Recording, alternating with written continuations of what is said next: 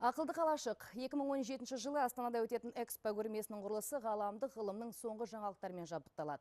Көрме тек елорданың ерекше аймағы болып қана қоймайды, тұрғындардың тынығуына әрі тұруына ыңғайлы орынға айналады. Бұл туралы бүгін баспасөз брифингінде айтылды. 175 гектар жерді алып жатқан алып аумақ, 20 мыңға жуық құрылысшы, миллиондаған туристер, арнайы вокзал мен әуежай. Көз алдыңызға ғажайып қаланы елестететін Экспо Сити шынында көздің жауын алатын мекен болмақшы. Қоршаған орта және су ресурстары министрі Нұрлан Қапаров мәлім еткендей, көрме орындарынан бөлек мұнда электр энергиясын өндіретін ғимараттар, ауа райының жағдайына қарай жарықты өзі реттеп тұратын энергия қуат көздері орын тебеді.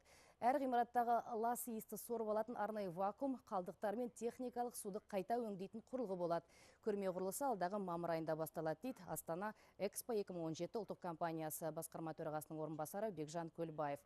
Қазіргі уақытта келешек қаланың орнында инженерлік геологиялық зерттеу жұмыстары жүргізілуде.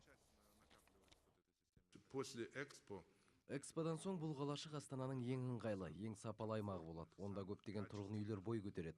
Оның 500 000 шаршы метрі экспоға дейін, 500 000 эксподан соң тұрғызылады. Бұл үйлерде жасыл технология механизмдермен қамтамасыз етіледі. Техникалық экономикалық негіздемесі әзір тұрған жаһандық жобаның басты құндылығы Қазақстан Астана көрме павильоны. Осы жерде әлемнің әр түкпірінен тартынып келген өкілдер өз өнімдерін көрсететін болады.